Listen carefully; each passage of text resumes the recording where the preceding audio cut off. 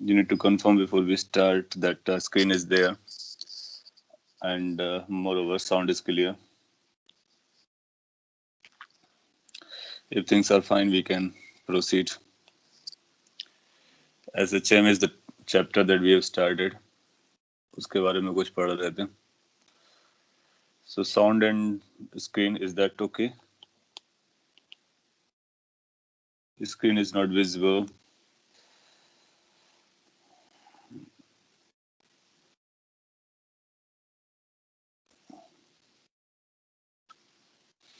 Okay, so I reshared now.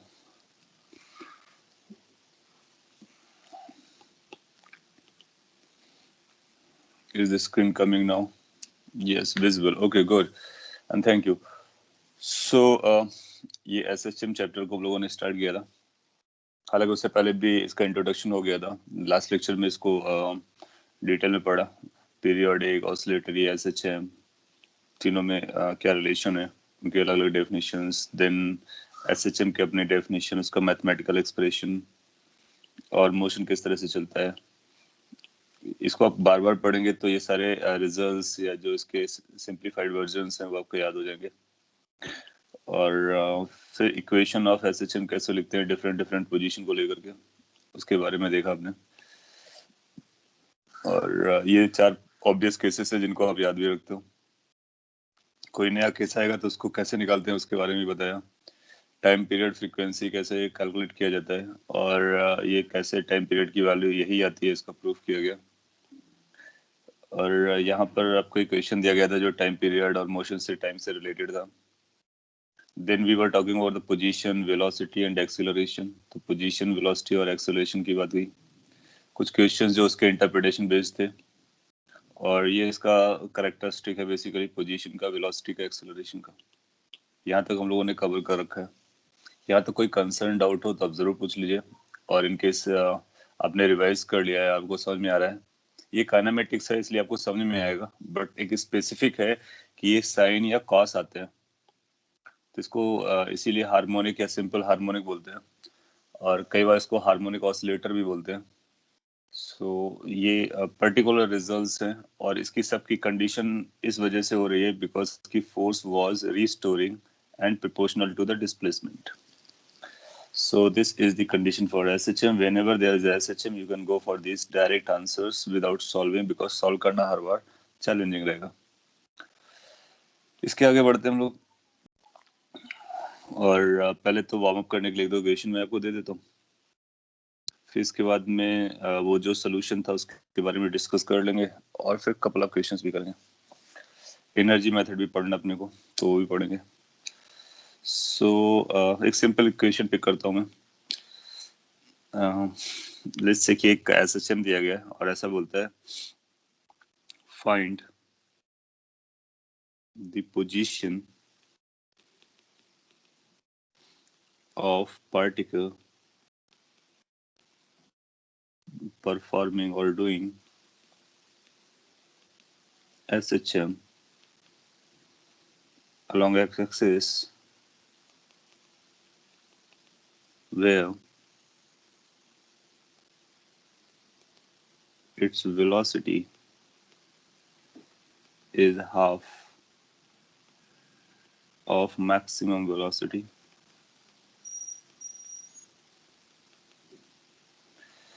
given that कि a जो है उसका एम्पलीट्यूड है. a is the amplitude of SHM.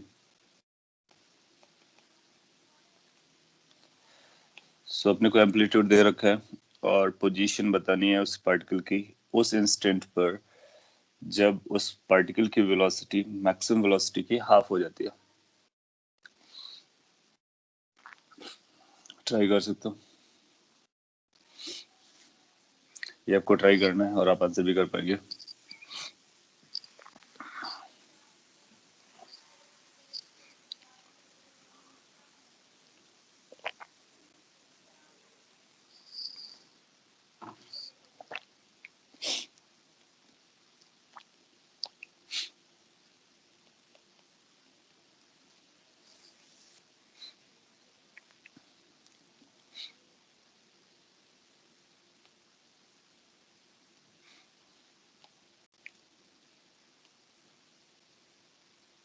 एक आंसर √3/2a आ रहा है,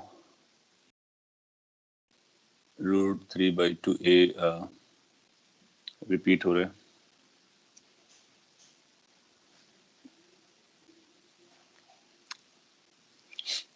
सो अगर आपको फॉर्मूला रिकॉल है तो आप डायरेक्टली ट्राई कर सकते हो, अदरवाइज आपके नोटबुक में लिखा होगा फॉर्मूला, उसको भी आप देख सकते हो। बिकॉज अभी आप लर्न कर रहे हो तो थोड़ा सा टाइम लगेगा फॉर्मूला को रिकॉल करने में, बार बार लिखेंगे तो आपको याद भी हो जाएगा। सो √3/2a ऐसा बताया गया, बाकी लोग भी ट्राई कर रहे होंगे। So how to start with, अब बोलेंगे कि वेलोसिटी की जो वैल्यू होती है वो ओमेगा √a² माइनस x² होता है।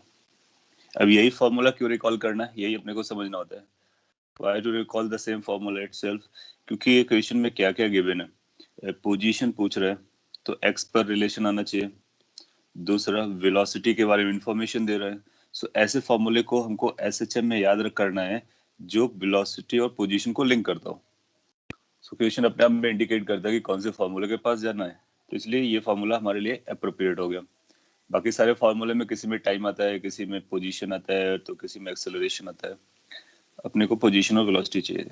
एनीवे इसके बाद में आपको ये भी पता होता है कि मैक्स वेलोसिटी क्या होती है, maximum velocity. Maximum velocity is at mean position और उसकी वैल्यू a ओमेगा के बराबर होती है।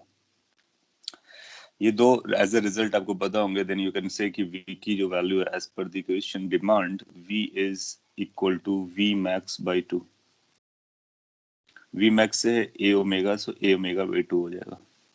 सो सिंस दिस इज दिस, अब आपको क्या करना है कि ये v की वैल्यू को इस पे सब्स्टिट्यूट कर देना है। So a omega by 2 is equal to omega times under root a square minus x square। x square अपने को पोजीशन पता करनी है। So from here you can think of कि क्या हो रहा है, ये a by 2 का होल स्क्वायर भी कर सकते हो, बोथ साइड स्क्वायर करोगे तो ये बनेगा a square minus x square। आगे बढ़ेंगे, so x square is equal to a square minus a square by 4 which is basically 3a square by 2 4। तो x की वैल्यू कैलकुलेट कर लेंगे तो आएगा प्लस माइनस √3/2 इंटू ए। फिर प्लस माइनस में कौन सा लेना है, कौन सा डिस्कार्ड करना है, पॉजिटिव चूज करना होगा या नेगेटिव चूज करना होगा, या दोनों चूज कर सकते हैं या कोई भी नहीं चूज कर सकते हैं। देन यू विल रिकॉल की मोशन क्या चल रहा है। ये तो मैथमेटिक्स है, जो आपके आंसर आते हैं वो मैथमेटिक्स होता है, फिर इसको फिजिकल कंडीशन या फिजिकल कॉन्सेप्ट के अकॉर्डिंग मैच करा करके आंसर देना होता है अपने को।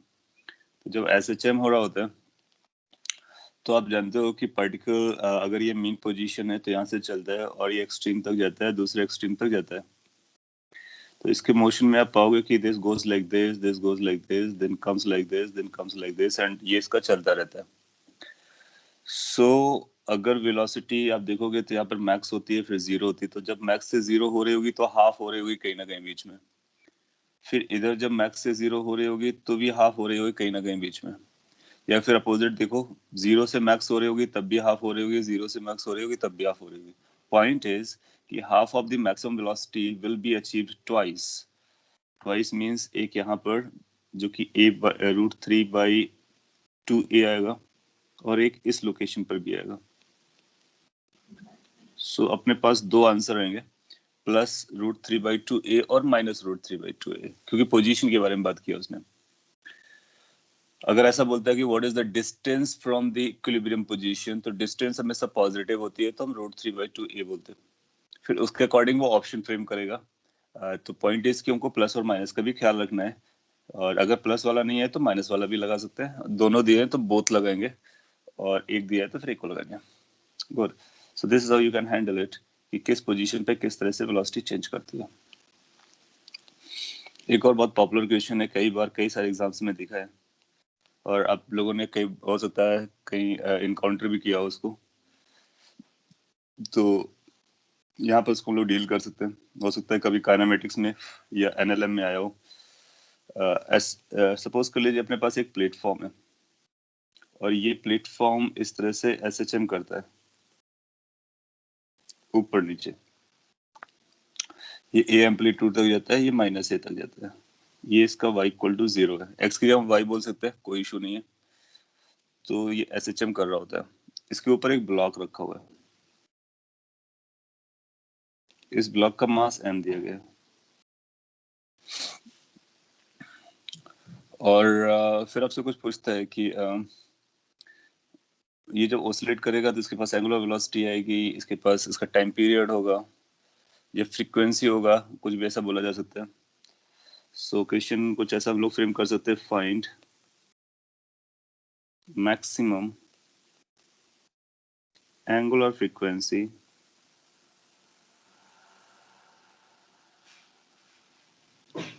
so that block does not leave the contact with the platform.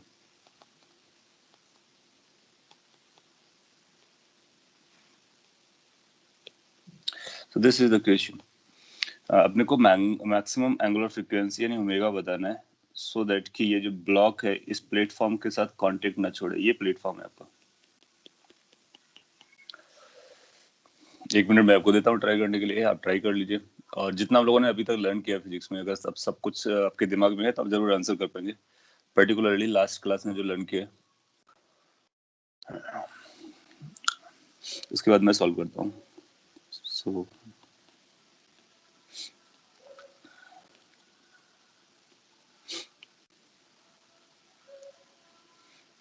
एक answer root g by a आ रहा है।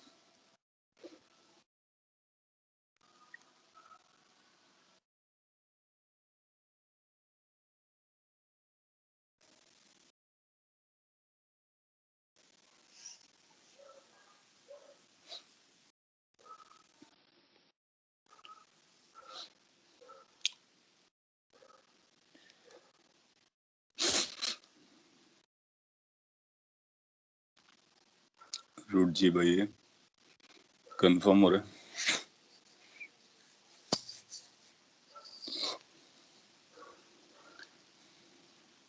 फाइन। तो आपको विजुलाइज करना अगर समझ में आ गया तो फिर आप सॉल्व जरूर कर ले जाएंगे। तो how to handle it? Okay good.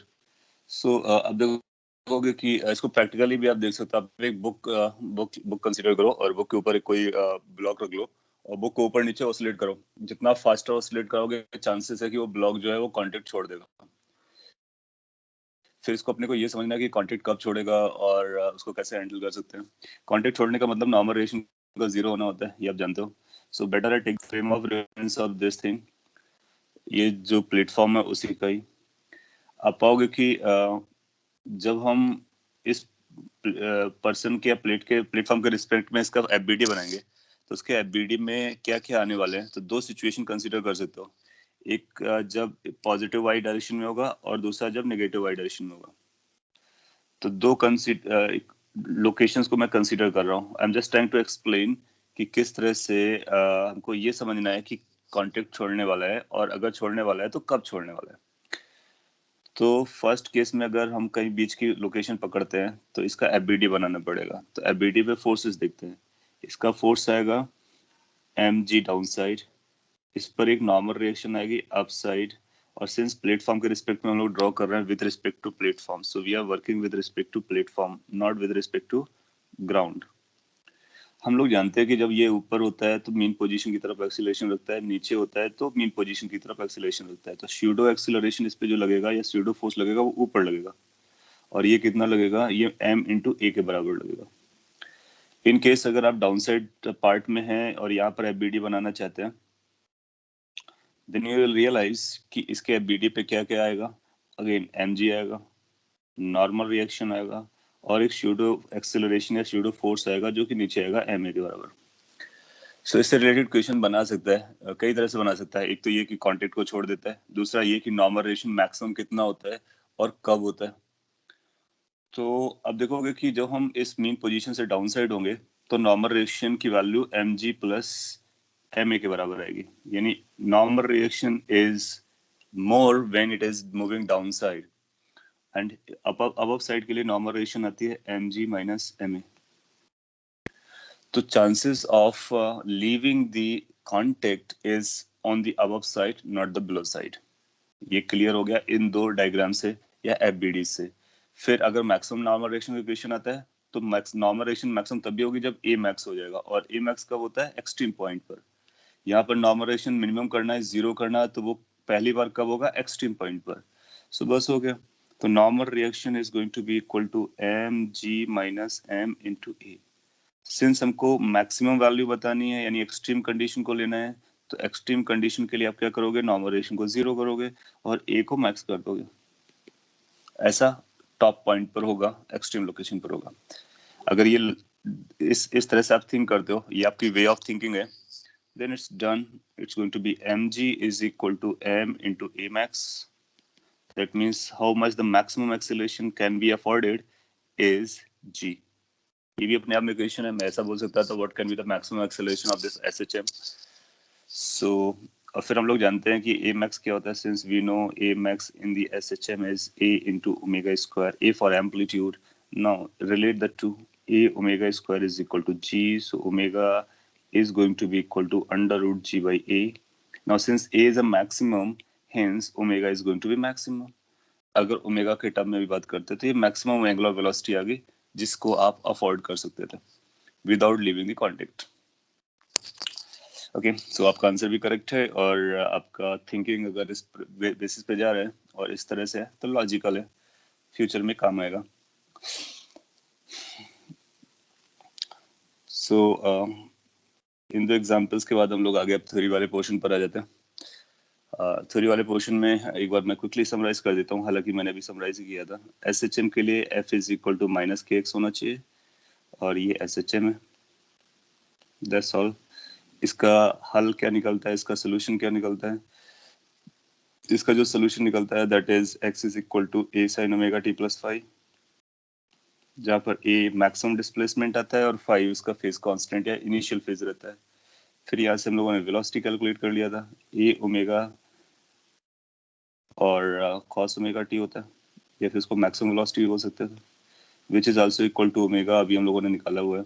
और फाइनली एक्सेलरेशन की तो हम लोग बात जानते हैं, तो इतना सारा कुछ हम लोग स्टडी कर चुके हैं। ओके, और ओमेगा क्या है इसका हमको ख्याल रखना होता है, ओमेगा इज अंडर रूट के बाई एम। सो के पता चलता है तो ओमेगा टाइम पीरियड, ये सारी स्टोरी चलती है। इस पर बेस बहुत सारे क्वेश्चंस बनते हैं, उसको हम लोग अभी डील करेंगे। सो इसका प्रूफ के बारे में अगर आप लोग बात करना चाह रहे हैं तो हम लोग प्रूफ भी कर लेते हैं। प्रूफ कई तरीके से किया जा सकता है। प्रूफ किसका? प्रूफ इसका d2x upon dt2 is equal to minus omega square x. So अगर ये डिफरेंशियल इक्वेशन है, मैथ्स में आपको ऐसी डिफरेंशियल इक्वेशंस मिलेंगी, उनको प्रूफ कर कैसे उसको सॉल्व किया जाता है, उसका सोल्यूशन आप उसमें लर्न करने वाले हो मैथ्स में। मैथ्स में एक चैप्टर है डिफरेंशिएशन, और उसको डिफरेंशिएशन इक्वेशन करके भी एक चैप्टर है, इसको हम डिफरेंशियल इक्वेशन कहते हैं। इसको कैसे इंटीग्रेट करते हैं उसमें रूल बताए जाएंगे। कई तरह से मेथड होते हैं इंटीग्रेशन करने के, हम लोग सिंपल मेथड को ही फॉलो कर सकते हैं। एक कॉम्प्लेक्स नंबर पे बेस्ड होता है, आई डोंट नो कि आपने कॉम्प्लेक्स नंबर पढ़ रखा है या नहीं। अगर पढ़ रखा है तो आप पाओगे कि उससे आंसर, उससे भी इसको सॉल्व करना काफी इजी होता है, और बेसिक मेथड भी है, तो हम लोग बेसिक मेथड से इसको पहले सॉल्व कर लेते हैं। सो प्रूफ की ये कैसे, इस बात पे चला जाता है। फिर इसके बाद जब कभी ऐसी सिचुएशन आएगी तो आप इसको पकड़ लेंगे। इसका वैसे एसएचएम से खास कनेक्शन नहीं है, बट मैथमेटिकल कनेक्शन है, तो एक बार प्रूफ करके मैं दे देता हूँ। इसको आप चाहोगे तो फिर इस तरह से लिख सकते हो कि ये एक्सेलरेशन था बेसिकली। आप चाहो तो एक्सेलरेशन को इसको डायरेक्टली हम इंटीग्रेट नहीं कर सकते क्योंकि डबल इंटीग्रेशन का रिक्वायरमेंट आएगा, तो हम एक ही डेफिनेशन को लिख लेंगे v d v by d x. इस तरह से तो प्रोसीड कर सकते हैं, ओमेगा स्क्वायर एक्स। फिर सेपरेशन ऑफ वेरिएबल यहाँ पर इजिली हो जा रहा है, so minus omega square x d x हो जाएगा। Then you can go for integration both side, indefinite integration भी कर सकते हो। जब इनडेफिनेट इंटीग्रेशन करोगे तो वी स्क्वायर बाई टू इधर बनेगा, यहाँ पर आपको बनेगा minus omega square x square by two plus c, ऐसा बोल सकते हो। और जब कभी हम इंटीग्रेट करते हैं तो फिर कोई इनिशियल कंडीशन चाहिए होती है। सो अगर हम लोग ये समझ लेते हैं कि अपने पास जो इनिशियल कंडीशन है वो ये है कि ये पार्टिकल हमारा मीन पोजीशन से चल रहा है, x इक्वल टू 0 पर है। तो जब x इक्वल टू 0 पर है और इधर जा रहा है तो इस समय इसकी जो वेलोसिटी होती है वो हमको पता होती है, वो मैक्स होती है और इसकी वैल्यू a ओमेगा के बराबर होती है। तो इस कंडीशन को अगर हम लोग यूज कर लेंगे तो ये c अननोन पता कर सकते हैं। सो जब x 0 होगा तो v की वैल्यू a ओमेगा के बराबर हो जाएगी। तो इसको आप a ओमेगा लिख सकते हो, तो a omega square divide by 2 is equal to 0 plus c। तो पॉइंट ये है कि c की जो वैल्यू है वो हमको a square omega square by 2 आ जाती है ना। देन आफ्टर ये c की वैल्यू को वापस इस पे रख देते हैं, तो अपने को v स्क्वायर की वैल्यू पता चल जाएगी। v square is going to be equal to, ये 2 से मल्टीप्लाई हो गया और आप चाहोगे कि 2 पूरी तरह से सेटल डाउन हो जाएगा, तो ये बनेगा omega square x square plus a square omega square. इसको ओमेगा स्क्वायर अगर आप बाहर निकाल लेते हो तो ब्रैकेट में आएगा a square minus x square. Basically ये अपने पास आ गया v की value omega under root a square minus x square. ये इस इक्वेशन का प्रूफ हो गया जिसको हम लोगों ने ऑलरेडी यूज कर लिया था। इसको हम लोगों ने x को एज्यूम करके डिफरेंशिएट करके निकाला था। अब हम बैक साइड कैलकुलेट कर रहे हैं, पहले एक्सेलरेशन से वेलोसिटी, अब वेलोसिटी से पोजीशन। लास्ट क्लास में क्या किया था, पहले इसका मैंने डायरेक्टली पोजीशन बता दिया था, फिर वेलोसिटी कैलकुलेट किया था। सो ये जो यहाँ से यहाँ तक पहुंचने का वे है उसी वे को फॉलो कर रहे हैं। तो वेलोसिटी यहाँ से आपको as a function of x निकल करके आ जाती है। इसको एक बार फिर से इंटीग्रेट कर देंगे तो position as a function of time निकल करके आ जाएगा। ये position as a function of time है, यही अपने को प्रूफ करते हैं। यहाँ तक अगर आपको चीज क्लियर हो रही है तो v की अगली डेफिनेशन क्या लगाएंगे, v की अगली डेफिनेशन हो जाएगी dx बाई dt। आपने कुछ लिखा है लेफ्ट में इनडेफिनेट किया तो इधर कांस्टेंट नहीं आएगा। इनडेफिनेट इंटीग्रेशन करते हैं, इसका मतलब हम लोग लिमिट नहीं लगा रहे हैं। अगर हम लोग लिमिट नहीं लगा रहे तो एक आर्बिट्रेरी कांस्टेंट आता है, तो एक बार इंटीग्रेट करते हैं तो एक कांस्टेंट आता है। उसको आप लेफ्ट साइड लगाओ राइट साइड लगाओ, उससे कोई फर्क नहीं पड़ता है। आप चाहो तो इस सी को लेफ्ट साइड भी लगा सकते हो या फिर राइट साइड लगाओ, अकॉर्डिंगली वो अपनी वैल्यू को मैनेज करेगा। So in one time integration one constant has to bring, और उसको लाना पड़ेगा आपको। Okay, so we have got this कि velocity is omega under root a square minus x square. Now since we know that कि जो velocity होती है वो rate of change of position होती है, इसको इस पे सब्सटीट्यूट कर देते हैं। सो अब आ जाएगा ये dx upon dt is equal to omega under root a square minus x square. And then again separation कर सकते हैं, x को x के साथ ले जाएंगे और t को t के साथ। t अकेला है कहीं तो उसको एक साइड ले जाएंगे, ये बनेगा a square minus x square. यहाँ पर आएगा ओमेगा dt, फिर से आपको इंटीग्रेट कर देना है। आप लिमिट के साथ कर दो या फिर इसके साथ भी कांस्टेंट लगा लो, चलता है। सो हम इंडेफिनेट इंटीग्रेशन कर रहे हैं। ये जो आपके साथ है इसका ये एक स्टैंडर्ड इंटीग्रेशन है। इसका इंटीग्रेशन आता है sine inverse x by a. So ये स्टैंडर्ड इंटीग्रेशन आप याद रख सकते हो, जब कभी आपको इंटीग्रेशन करना पड़े dx upon under root a square minus x square, इसका आंसर आता है sine inverse x by a. So ये साइड हो गया, इधर आपको बनेगा omega t plus constant c dash. अब चाहो तो ये सी डैश का नाम बदल करके कोई और नाम दे दो, फाई दे दो, ज्यादा अच्छा लगेगा क्योंकि फाई भी एक कांस्टेंट है। सो ये हो गया। इसके बाद साइन इनवर्स को उधर ले जाओ तो ये बनेगा x by a is equal to sine inverse जो साइड जाएगा तो साइन में कन्वर्ट हो जाएगा, ये बन जाएगा omega t plus phi. So what x is a sine omega t plus phi. So this is how you can say कि वी हैव प्रूव्ड इट कि वो डबल डिफरेंशियल इक्वेशन को सिंपलीफाई कर लिया। दो बार इंटीग्रेट करने की जरूरत पड़ी, एक बार यहाँ एक बार पहले, क्योंकि वो डबल डिफरेंशिएशन था और दो आर्बिट्ररी कांस्टेंट आए थे। एक यहाँ पर सी आया था, तो सी की वैल्यू हम लोगों ने इनिशियल कंडीशन से निकाल लिया, और इसके बाद में एक और कांस्टेंट अभी लगा हुआ हमारे साथ में, तो वो फाई को पता कर सकते हैं। इस फाई को भी पता कर सकते हैं, एक्स को जीरो डालकर टी को जीरो डाल करके एक्स को जीरो लिखेंगे तो फाई भी जीरो आ जाएगा। तो फाई जीरो उसी केस के लिए आएगा जब मीन पोजीशन से चल रहा होगा। और ये जो कंडीशन हमने यूज की थी तो वो कहीं से भी चल रहा हो, लेकिन ये कंडीशन तो हमेशा रहती है, x इक्वल टू 0 पर v की वैल्यू a ओमेगा के बराबर होती है। हाँ, ये टाइम t इक्वल टू 0 हो सकता है और t इक्वल टू 0 नहीं भी हो सकता है। अगर t इक्वल टू 0 हुआ तो फाई 0 हो जाएगा, t इक्वल टू 0 नहीं हुआ तो फाई की वैल्यू कुछ और आ जाएगी। तो वो इनिशियल कंडीशन है। तो पॉइंट इज कि phi depends on initial condition. So phi is a constant that depends on initial conditions. कहाँ से पार्टिकल स्टार्ट हुआ तो उस पर फाई डिपेंड करता है। लास्ट क्लास हम लोगों ने बात भी किया था कि फाई को कैलकुलेट करने के लिए इनिशियल कंडीशन की जरूरत पड़ती है। कॉपी कर सकते हो, और इस पे कोई स्टेप आपको री एक्सप्लेन करना हो वो मैं री एक्सप्लेन कर सकता हूँ। ये एक स्टैंडर्ड फॉर्मूला है, इसको भी अपनी लिस्ट में ऐड कर सकते हो। और आगे जब कॉम्प्लेक्स नंबर पढ़ेंगे तो उसको यूज भी कर सकते हो, वो भी एक अच्छा मेथड होता है। और भी मेथड आपको मैथ्स में सर बताएंगे, क्योंकि उसमें इंटीग्रेशन और डिफरेंशियल इक्वेशंस को हैंडल करने की और भी टेक्निक्स बताई जाती हैं। ये अपनी सिंपल है, बेसिक है, इसलिए हम लोग इसको फॉलो कर सकते हैं। एनीवे, सो अब आप लोग ये कह सकते हैं कि अगर ये दिया गया है तो हम ये गारंटीड से प्रूफ करके बता सकते हैं कि यही आता है। और इसके फॉर्मेट अलग अलग है, इसको आप कॉस भी लिख सकते हो, क्योंकि फाई की वैल्यू एक कांस्टेंट है, बदल लोगे तो साइन कॉस में चला जाता है। मोर ओवर साइन और कॉस का कॉम्बिनेशन भी लिख सकते हो, वो भी चलता है।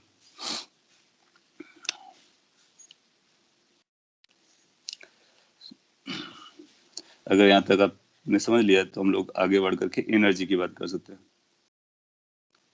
एनर्जी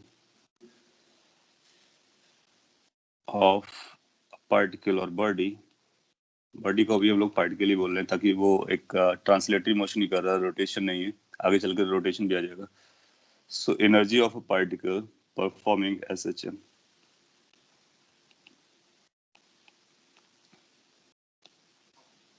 अगर कोई पार्टिकल एसएचएम परफॉर्म कर रहा होता है तो उसके पास टोटल एनर्जी कितनी होती है, काइनेटिक एनर्जी कितनी होती है, पोटेंशियल एनर्जी कितना होता है, एवरेज एनर्जी कितना होता है। तो इस तरह के टर्म्स फ्रिक्वेंटली क्वेश्चन एग्जाम में पूछा जाता है। सो समझते हैं। अगेन, जब कभी हम एसएचएम का क्वेश्चन सॉल्व कर रहे होंगे तो एक रफ पिक्चर बनाना अपने लिए बहुत ही इंपॉर्टेंट है। तो let's say x equal to 0 इसका मीन और इक्विलिब्रियम पोजीशन है। पार्टिकल आपका किसी भी इंस्टेंट पर x लोकेशन पर है, यानी जनरल लोकेशन पर है, और उस इंस्टेंट पर इसकी वेलोसिटी v है, और ये इंस्टेंट टाइम है, इंस्टेंटेनियस टाइम t है। तो ये जनरल पोजीशन के बारे में हम लोग बात कर रहे हैं। ये एक्सट्रीम पोजीशन है और ये दूसरा एक्सट्रीम पोजीशन है, और ये बीच वाला इक्विलिब्रियम या मीन पोजीशन है। तो जब पार्टिकल आपका इस तरह से लोकेटेड होगा तो इसके पास कौन कौन सी एनर्जीज होंगी। तो टोटल एनर्जी के लिए काइनेटिक चाहिए, पोटेंशियल चाहिए, तो हम वन बाय वन बात कर सकते हैं। काइनेटिक एनर्जी इसलिए होगा क्योंकि ये मूव कर रहा है, एक पार्टिकल है, उसके पास एक वेलोसिटी है। So as simple as anything, half mv square. So that's kinetic energy. फिर आप v की वैल्यू को सब्स्टिट्यूट कर सकते हो। v की वैल्यू को अगर हमने v को लिया omega under root a square minus x square, तो काइनेटिक एनर्जी x के टर्म में आ जाएगी। तो since v is this, so kinetic energy will become half m omega square in the bracket A square minus x square. एक छोटा सा expression है, अच्छा एक्सप्रेशन है, इस पर भी बेस्ड क्वेश्चन आपसे पूछा जा सकता है। सो काइनेटिक एनर्जी को हम इस तरह से लिख सकते हैं। मोर ओवर अपने पास ये भी होता है कि k की वैल्यू के बारे में हम लोग जानते हैं। What is k? k can be written as m omega square. क्यों? क्योंकि ओमेगा स्क्वायर की वैल्यू k बाई m होती है। सो k को अगर हम लिखना चाहें तो m ओमेगा स्क्वायर लिख सकते हैं। यहाँ पर m ओमेगा स्क्वायर एक साथ आ रहा है, तो आप चाहो तो इसको ऐसा भी लिख सकते हो, kinetic energy is equal to half k in the bracket a square minus x square. So either you write in this format or you write in this format or you simply write in this format, all are same. Since हमको SHM के लिए लिखना है तो ये format या फिर ये फॉर्मेट हमारे लिए अच्छा चलता है। k पता होगा, a पता होगा, x पता होगा, आप काइनेटिक एनर्जी बता सकते हो। ये kinetic energy as a function of position है। इसी काइनेटिक एनर्जी को हम फंक्शन ऑफ टाइम भी कैलकुलेट कर सकते हैं, क्योंकि हमको पता है कि वेलोसिटी की एक दूसरी डेफिनेशन भी होती है जो टाइम के टर्म में होती है, a omega cos omega t plus five. So अगर हम इस डेफिनेशन को रख देते हैं तो काइनेटिक एनर्जी क्या आ जाएगी? Then kinetic energy will become half, और इसी में वैल्यू प्लेस कर रहा हूँ मैं, half m into v square which is a square omega square cos square omega t plus five. Again आप चाहो तो m और ओमेगा स्क्वायर को मर्ज करके k लिख सकते हो।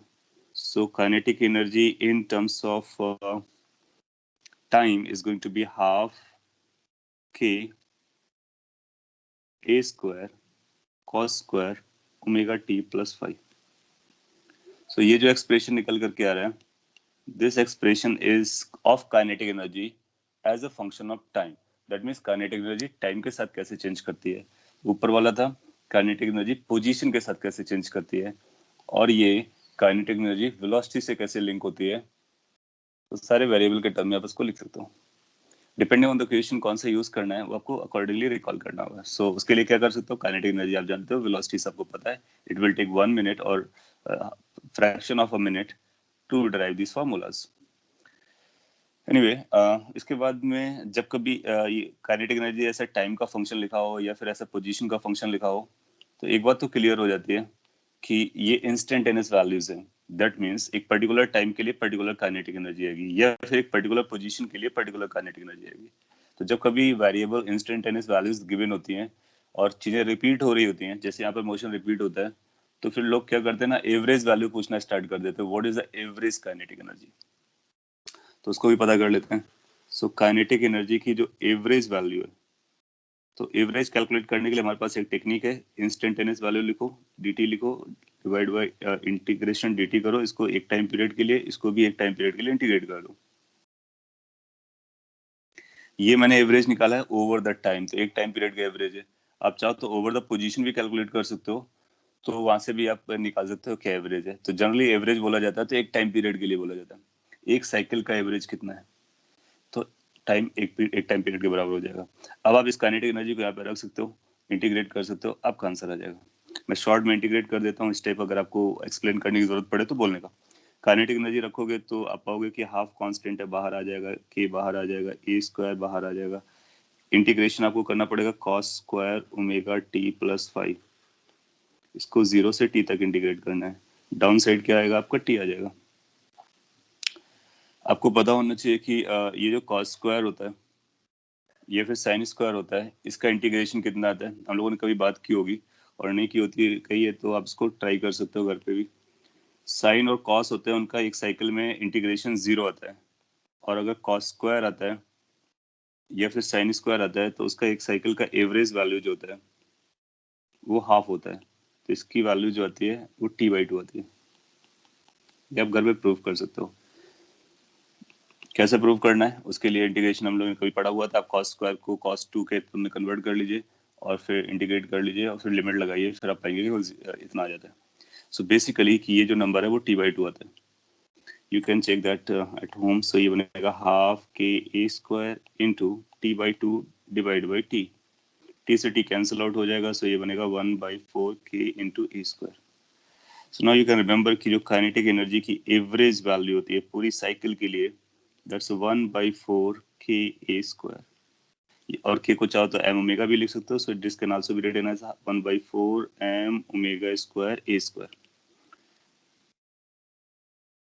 कई सारे एग्जाम में या फिर किसी भी एग्जाम में इसको यूज किया जा सकता है, पूछा जा सकता है. एज ए इंडिपेंडेंट क्वेश्चन में भी कि ना पूछा जाए, लेकिन चार ऑप्शन में एक ऑप्शन लैंग्वेज वाइज फ्रेम कर सकता है कि काइनेटिक एनर्जी की average value in SHM is how much. So it is 1/4 m a square omega square और 1/4 k a square. How it is coming?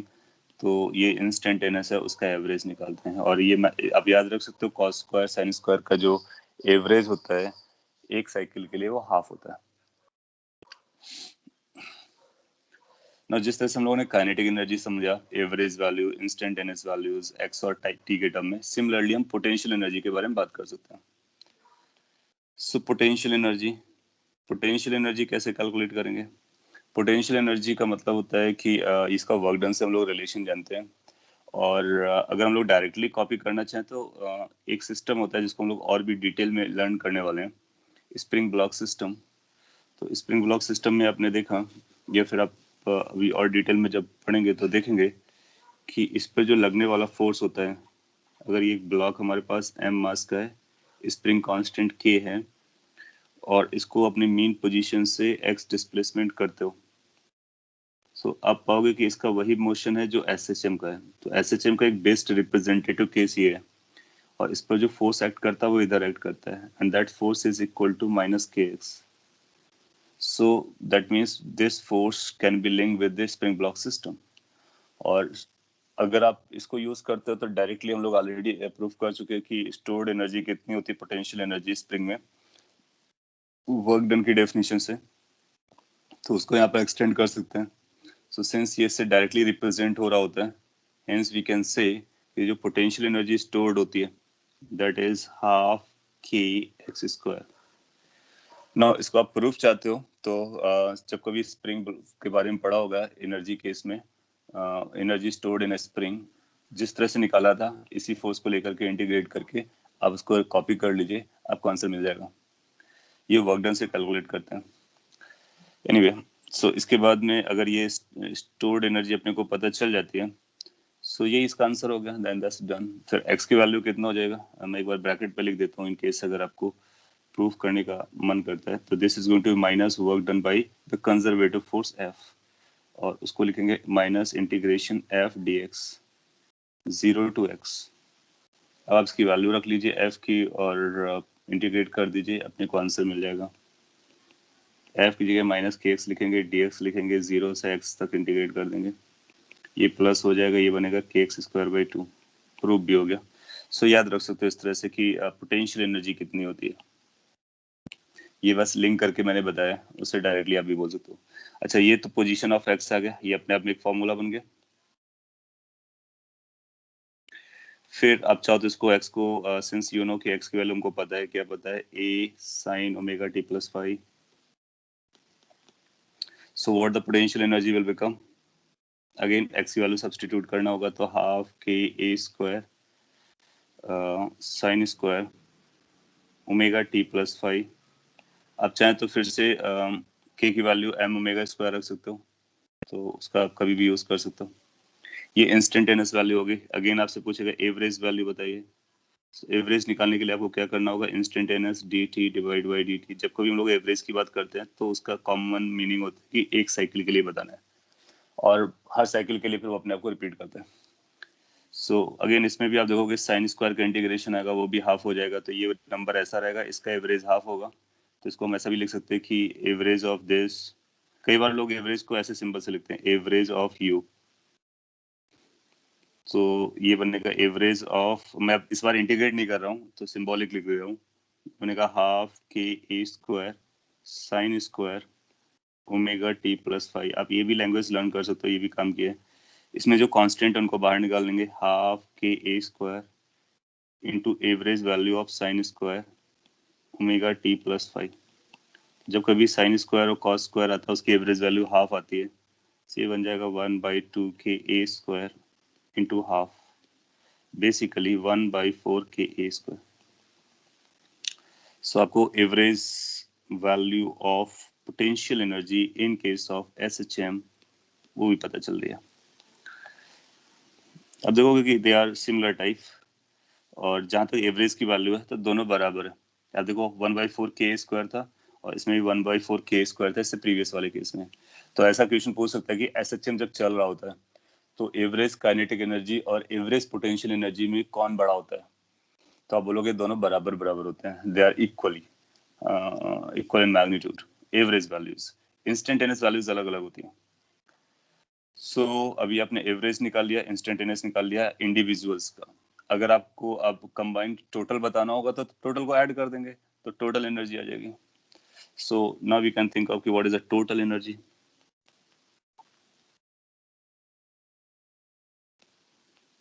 Total energy निकालेंगे तो लेट्स उसको हम ई बोलते हैं, ई फॉर ई टोटल और E T T for total, और total लिख भी सकते हैं। तो ये आएगा kinetic energy plus potential energy. और हम लोग जानते हैं कि अगर F है जो कंजर्वेटिव फोर्स है, फ्रिक्शन नहीं है और कोई फोर्स नहीं, तो टोटल एनर्जी कांस्टेंट रहती है। आप देखोगे यहाँ पे प्रूफ हो जाएगा कि टोटल एनर्जी कांस्टेंट रहता है। नाउ अब आप काइनेटिक एनर्जी और पोटेंशियल एनर्जी को लिख सकते हो। लेट से पहले पोजीशन के फॉर्म में लिखते हैं। जब पोजीशन के फॉर्म में लिखोगे तो ये आया था हाफ के ए स्क्वायर माइनस एक्स स्क्वायर, आपने नोट्स बनाया होगा, और पोटेंशियल एनर्जी आया हाफ के एक्स स्क्वायर। सो इन दोनों को आपस में एडअप कर लीजिए। जैसे ही इनको आप एडअप करोगे तो आप पाओगे ये बनेगा हाफ के ए स्क्वायर। जैसे ये के ए स्क्वायर है, इसका एक्स से कोई कनेक्शन नहीं है, that means it is independent of position, that means no matter where the particle is, total energy remains same, that means total energy remains constant. तो जब कभी टोटल एनर्जी के बारे में बात करनी हो तो ई टोटल की वैल्यू आ जाएगी हाफ के एम्पलीट्यूड का स्क्वायर। के की वैल्यू आप चाहो तो सब्स्टिट्यूट कर सकते हो, तो ये लगेगा एम ओमेगा स्क्वायर ए स्क्वायर, इस फॉर्मेट में भी लिख सकते हैं। So that is the expression for the total energy. इसको हम लोगों ने कैसे कैलकुलेट किया है, बाय यूजिंग पोजीशन, पोजीशन को यूज करके। पोजीशन के एक्सप्रेशन यूज किए थे। टाइम का एक्सप्रेशन यूज करोगे तब भी वही आएगा। कैसे? टाइम के एक्सप्रेशन में काइनेटिक एनर्जी का कितना था वैल्यू, अगर आपको याद आ रहा है तो ये था हाफ, एक बार बैक साइड जाकर के देख लेते हैं। Kinetic energy as a function of time, ये पोजीशन था, ये फंक्शन ऑफ टाइम है। तो हाफ के ए square cos square omega t था, और दूसरा वाला साइन स्क्वायर ओमेगा टी था। So this is going to be half k A square cos square omega t plus 5। ये सिंपली मैं इसलिए लिख रहा हूँ ताकि आपको रियलाइज हो जाए कि ये भी एड अप करके 1 होता है। तो this is kinetic energy. Now potential energy, if you see from the previous notes, then you'll find half ka square sine square omega t plus 5. So from here you can take the values. यहाँ पर एक point का आपको ख्याल रखना होगा कि ये इंस्टेंटेनियस वैल्यूज है ना, वो बराबर नहीं होती हैं। Instantaneous kinetic energy, instantaneous potential energies, they are not equal. Average kinetic energy, average potential energy, they are equal.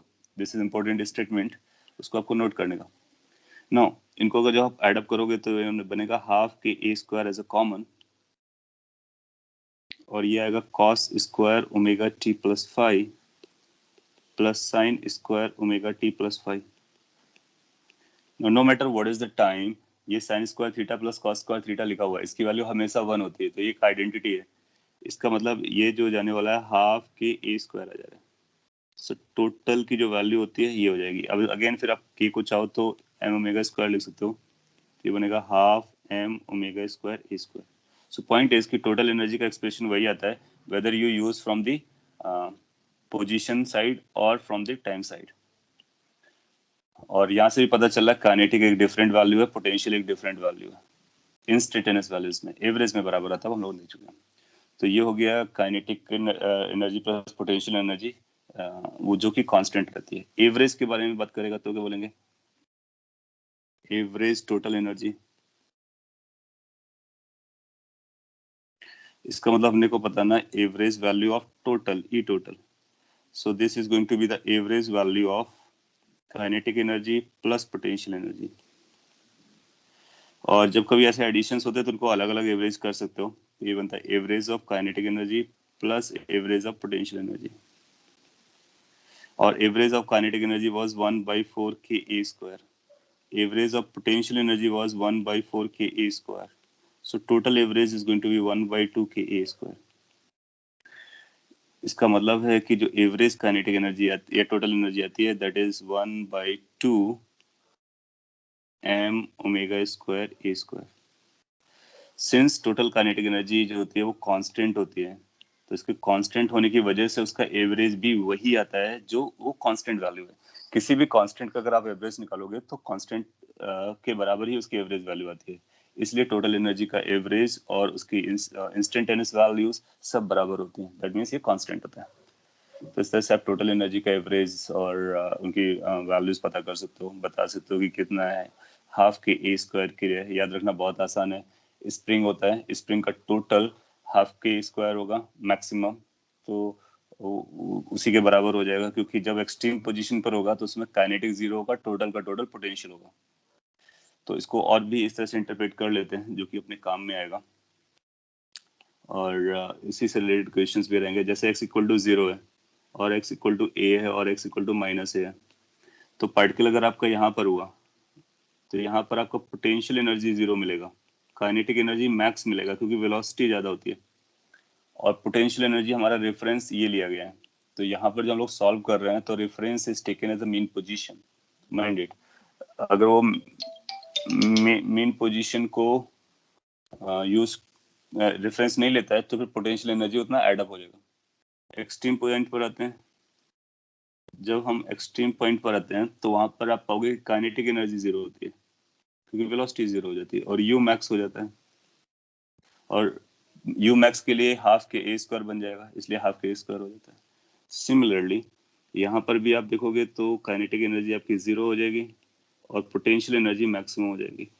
So total sum her location पे 0 कांस्टेंट रहता है, इसलिए एक्सट्रीम पर और मीन पर भी कांस्टेंट रहेगा, इसलिए आप इतना बोल सकते हो। तो this is how you can relate it. Many time वो ग्राफ पर पूछता है तो हम इसको इसका ग्राफ भी बना सकते हैं टोटल एनर्जी का।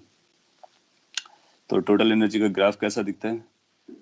एक इम्पोर्टेंट ग्राफ है जो कि एग्जाम में कई बार दिखा है। सो यहाँ पर हम लोग एनर्जी को प्लॉट करेंगे और ये पोजीशन है, you can think of x है, ये माइनस है वन एक्सट्रीम है, ये प्लस है अनदर एक्सट्रीम है, और ये x इक्वल टू 0 है, इसी को हम मेन पोजीशन है, इक्विलिब्रियम पोजीशन बता रहे हैं। तो पार्टिकल आपका यहाँ से इधर जाता है, फिर इधर आएगा, फिर इधर जाएगा, फिर इधर जाएगा, तो ये पार्टिकल की टेरिटरी है, यानी डोमेन है। इस डोमेन के बियॉन्ड नहीं जाता है, ये हम लोग जानते हैं, SHM में उसकी डोमेन फिक्स है। एनीवे, तो एनर्जीज कैसे बदलती हैं उनका समझते हैं। तो x के साथ है, तो हम लोग यहाँ पर एक्सप्रेशन लिख लेते हैं, जिससे एक ग्राफ ड्रॉ करना हमारे लिए आसान हो जाएगा। काइनेटिक एनर्जी आती है half k A square minus omega square, sorry A square minus x square. ना इसका मतलब ये काइनेटिक एनर्जी का अगर हम ग्राफ प्लॉट करते हैं तो काइनेटिक एनर्जी ग्राफ आएगा x square, that means parabolic, minus opening downward, और x इक्वल टू 0 पर मैक्सिमम, यहाँ पर 0, तो 0 0 से मैक्स जाएगा, पैराबोला होगा, तो कुछ ऐसा बनेगा। और भी अच्छा बनाया जा सकता है, तो रफली ऐसा जाएगा, opening downward parabola, you can make it more better. So ये पैराबोला होगा, डाउन साइड आएगा, so this is representing kinetic energy. Now let's come to the potential energy, how the potential energy behaves.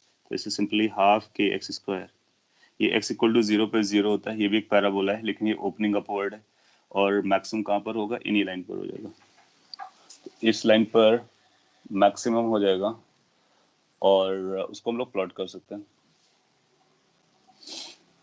सो इसकी supporting line अगर हम लोग draw कर लेते हैं तो ज़्यादा सही रहेगा। ये ए का केस था, और यहाँ पर ये माइनस ए का केस था। So how potential energy going to appear like this?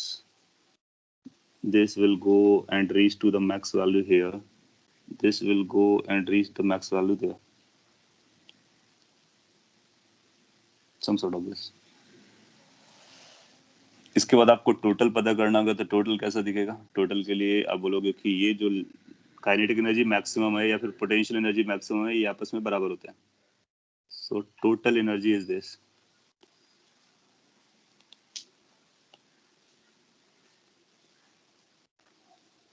So we got a few graph, इन ग्राफ को आपको समझ के रखना है कौन किसका ग्राफ है और किस तरह से प्लॉटेड है।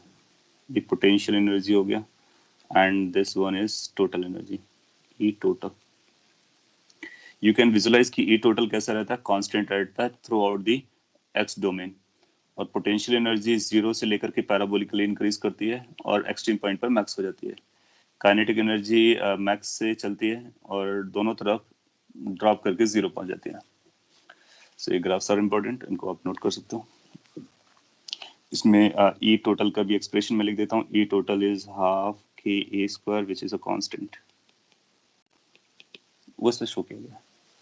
एग्जाम में इसको पूछा गया है कई बार कि किस तरह से काइनेटिक एनर्जी जाती है, किस तरह से पोटेंशियल एनर्जी जाती है, किस तरह से टोटल एनर्जी वेरी करती है, क्या वो स्ट्रेट लाइन में वेरी करते हैं, पैराबोलिकली वेरी करते हैं, इंक्रीज करता है, डिक्रीज करता है, बहुत सारे क्वेश्चन पूछे जा सकते हैं। ग्राफ आपको पता है तो आप डायरेक्टली आंसर कर दोगे।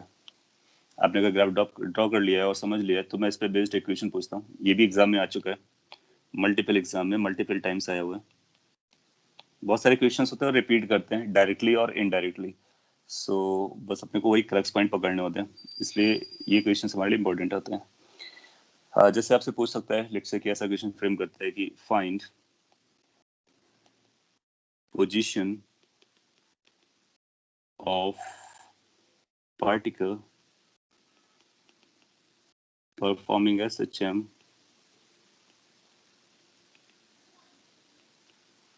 where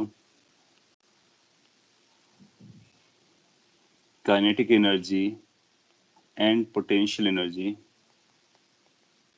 of the particle are equal। सबसे जानना चाह रहा है कि ऐसा लोकेशन बताइए एक्स एक्सिस में वो अगर SHM कर रहा है तो जहां पर उसकी काइनेटिक और पोटेंशियल एनर्जी इक्वल हो जाए। वो हर पॉइंट पर इक्वल नहीं होते हैं, किसी स्पेसिफिक पॉइंट पर ही होंगे, वही अपने को बताना है। आप लोग ट्राई कर सकते हो, यहाँ पर प्रीवियस स्लाइड है और ग्राफ भी है। आप इसको सॉल्व कर सकते हो मतलब इक्वेशंस को यूज करके, कोई भी इक्वेशन यूज कर सकते हो जो आपको बताएगी रेलेवेंट इक्वेशंस ऑफ कोर्स, और ग्राफ को भी यूज कर सकते हो।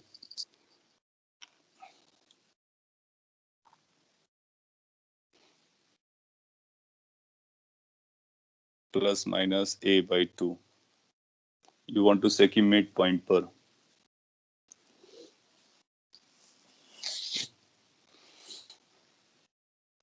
Plus minus a by root 2, okay,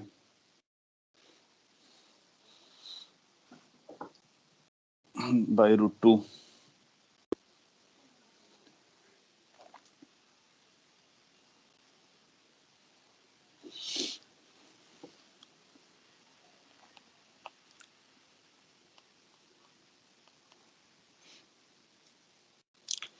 So yes, आपके आंसर्स आ रहे हैं। So अब बोलोगे kinetic energy is equal to potential energy, that's what we want, ये गिवन है। अगर ये गिवन है अपने पास तो इसको यूज करना पड़ेगा, और हम लोग जानते हैं क्या है काइनेटिक एनर्जी होती है। पोजीशन निकालना है तो पोजीशन वाला फॉर्मूला लगा देंगे, half k A square minus x square is equal to half k x square, and then we can think of कि यहाँ से हाफ के कैंसिल हो गया तो ये बनेगा A square minus x square is equal to x square, so 2x square is equal to A square, so x square is equal to a square by 2, so x will have a plus minus a by root 2। Plus minus क्या indicate कर रहा होगा, left side as well as right side. तो जब हम left से right जाते हैं तो काइनेटिक एनर्जी डिक्रीज होती है, पोटेंशियल एनर्जी इंक्रीज होती है, तो कहीं ना कहीं बराबर हो रहे होंगे सिमिलरली लेफ्ट हैंड साइड में। इसको ऐसा भी देखा जा सकता है, अगर ये ग्राफ आपको दिख रहा है तो एक बार उसने ऐसा बोला कि ये कोऑर्डिनेट बताइए, व्हाट इज दिस कोऑर्डिनेट। तो अगर इस कोऑर्डिनेट के बारे में पूछता है तो क्या वही केस पूछ रहा है जिसमें ये जो एनर्जी है, दोनों एनर्जीज बराबर है, कौन सी, kinetic as well as potential. Since वो इंटरसेक्ट कर रहे हैं, इसका मतलब दोनों के वैल्यूज बराबर है, तो ये वही पॉइंट है a by root 2। a by root 2 पर दोनों एनर्जीज इक्वल हो जाते हैं। यहाँ का ये कोऑर्डिनेट अगर आपसे पूछता है तो हम बोलेंगे ये माइनस a बाई रूट 2 है। सो a बाई रूट 2 एक ऐसा लोकेशन होता है जहाँ पर पोटेंशियल और काइनेटिक एनर्जीज इंस्टेंटेनियसली इक्वल होते हैं, और इस वाले जोन पर अगर आप रहोगे, थोड़ा सा और इलेबोरेट मैं कर देता हूँ क्योंकि वो ग्राफिकल क्वेश्चन पूछ सकता है और उसको कई तरह से ट्विस्ट कर सकता है। तो जब हम जीरो से यानी मीन पोजीशन से a बाई रूट 2 तक जाते हैं तो कौन सी एनर्जी डोमिनेट कर रही होती है, तो आप बोलोगे कि ये डोमिनेट होगी वो काइनेटिक होगी और पोटेंशियल लैग कर रही होगी। So kinetic energy is more as compare to the potential energy. आपको पता होता है ना कि यहाँ पे मीन पर उसकी वेलोसिटी ज्यादा होती है, वेलोसिटी कम हो रही होती है।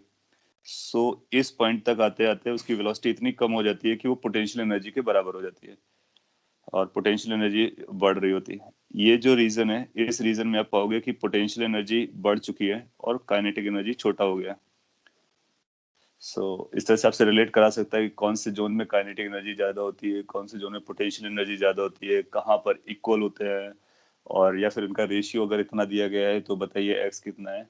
न्यूमरस क्वेश्चन, छोटे छोटे क्वेश्चन बनाए जाते हैं और वो क्विक आंसर देने लायक होते हैं।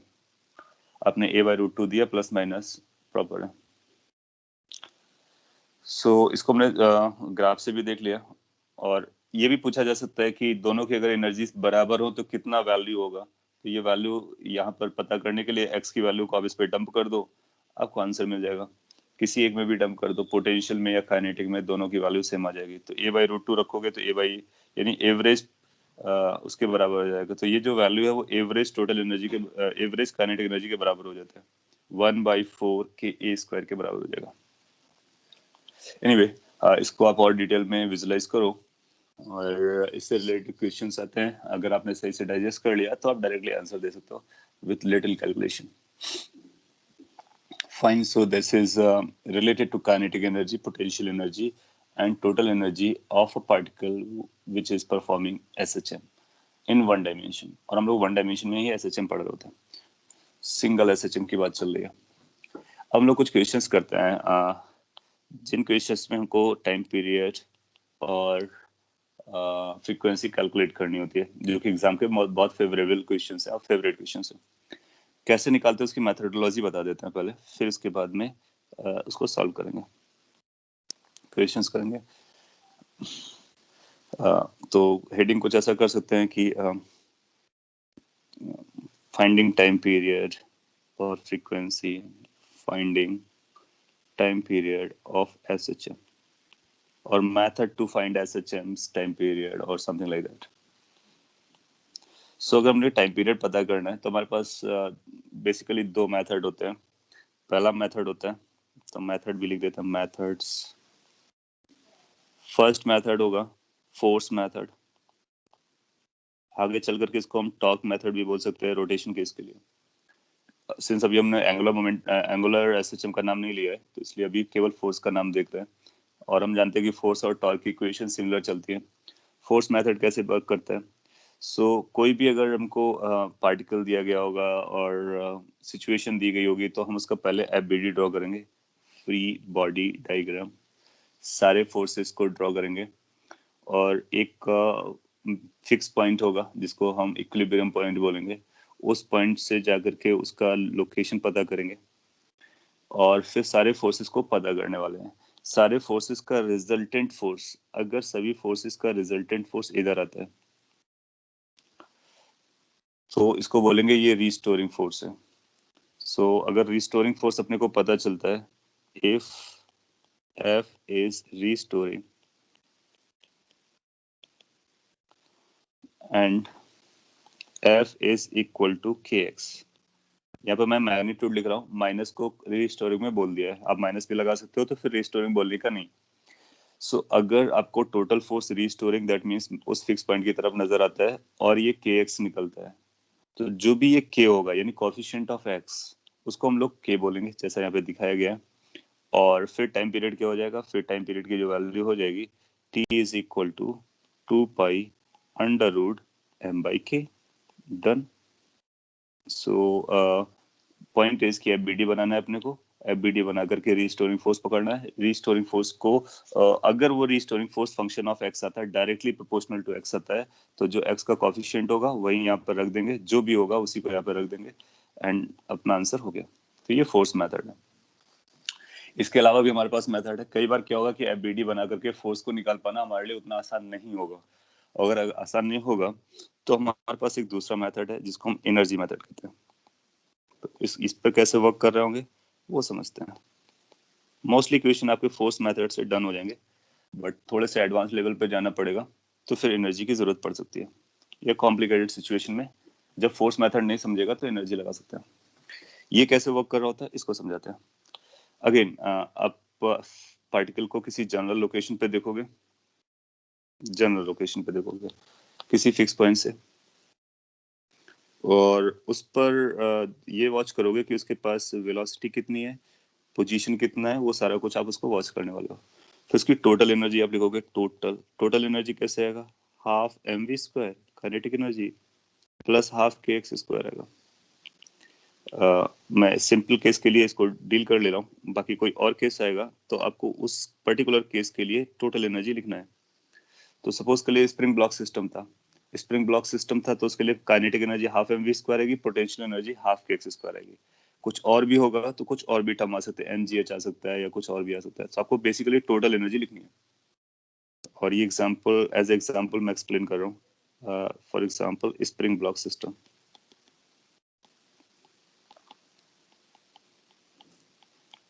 मेथोडोलॉजी इस एग्जाम्पल से आपको समझ में आ जाएगी। सिंस हमको पता होता है कि ये टोटल कैसा है, कांस्टेंट है, तो हम इसको डिफरेंशिएट करेंगे तो डिफरेंशिएशन ऑफ कांस्टेंट 0 हो जाएगा। तो हम बोलेंगे इसको डिफरेंशिएट करते हैं। ठीक है, तो d अपॉन dt लगाएंगे, टाइम के रिस्पेक्ट में डिफरेंशिएट कर रहे हैं, हाफ mv स्क्वायर आएगा प्लस d अपॉन dt लगाएंगे। सो नेक्स्ट स्टेप हमारा क्या जाने वाला है? Differentiating both side. कांस्टेंट पे डिफरेंशिएशन 0 हो जाएगा। So that is going to be the next step after writing the total energy. And since we know the total energy is a constant, hence differentiation must be 0. इसके बाद आगे बढ़ते हैं। जैसे आप इसको आगे बढ़ाएंगे तो ये बनेगा हाफ एम वी स्क्वायर का डिफरेंशिएशन आप जानते हो 2v dv by dt बन जाएगा, plus half k x square का डिफरेंशिएशन पहले एक्स स्क्वायर करेंगे तो 2x आएगा, फिर एक्स का करेंगे तो dx/dt आ जाएगा इक्वल टू 0।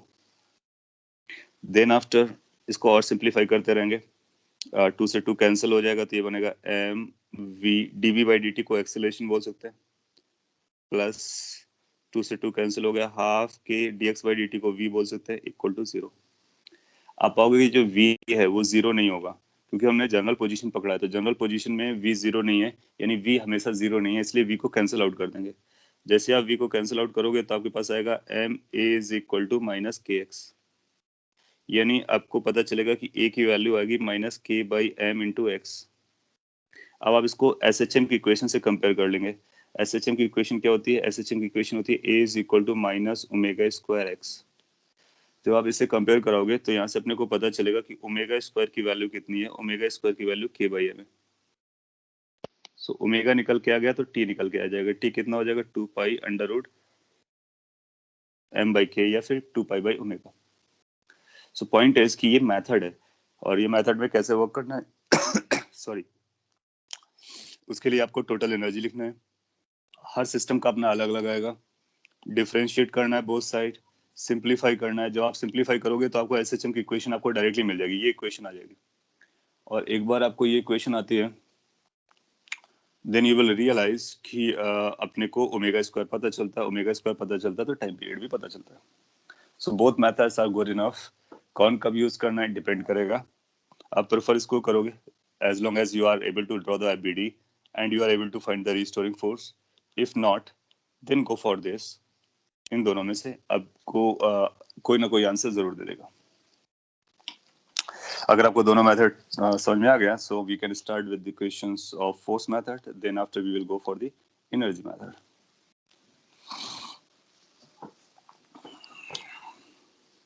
आगे चल करके एक एंगुलर SHM भी आएगा, तो बस फोर्स को हम टॉर्क से रिप्लेस कर देंगे और उसमें भी सिमिलर टाइप की इक्वेशन बना लेंगे, तो उसको समय बताते हैं। तो बेसिक एग्जांपल से स्टार्ट करते हैं। एग्जांपल सपोज कर लीजिए कि अपने पास स्प्रिंग ब्लॉक सिस्टम है, बहुत सिंपल वाला केस पकड़ते हैं। सो ये एक स्प्रिंग है, फिर एक ब्लॉक है एम के, इसका जो के है वही के है जिस के के बारे में हम लोग बात करते हैं। सो इसको अगर आपने इसको पुल करके छोड़ दिया है एक्स डिस्टेंस पर, तो आप यहाँ पे ले जाओगे, वहां पर इसका फ्री बॉडी डायग्राम बनाओ तो आपको पता चलेगा कि एक स्प्रिंग फोर्स बैक साइड लग रहा है। तो क्या ये रीस्टोरिंग है? यस, रीस्टोरिंग है। और ये जो रीस्टोरिंग फोर्स है, क्या इसकी रीस्टोरिंग फोर्स की जो वैल्यू है वो kx के बराबर है? Yes. So how much the time period is going to be? Time period is going to be, hence we can say time period is going to be 2 pi under root mass of the block divided by k. अब आपको k पता होगा, मास पता होगा, time period बता सकते हो, easily बता सकते हो। तो ये ऑब्वियस था, सिंपल था। इसमें फिर कुछ वेरिएशन भी कर सकते हैं। लेट्स से ऐसा बोलता है कि आपके पास स्प्रिंग ब्लॉक सिस्टम है लेकिन वो हैंग कर रखा है, तो ये क्वेश्चन मैं आपसे पूछता।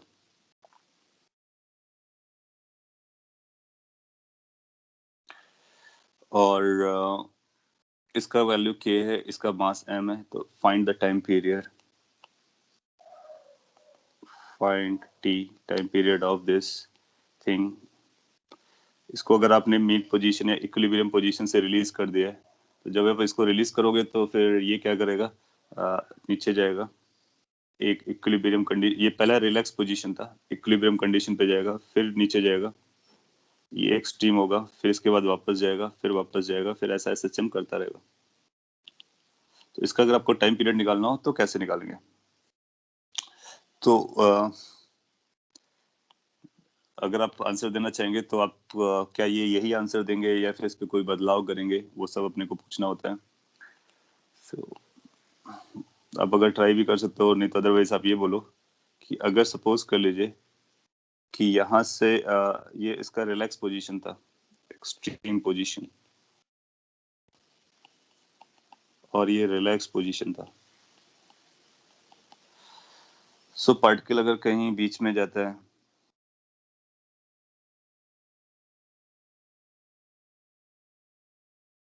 यहाँ पर है, कहीं पर भी बनाते हैं, नॉट नेसेसरी कि नई पोजीशन, तो इसका ये डिस्प्लेसमेंट होगा x,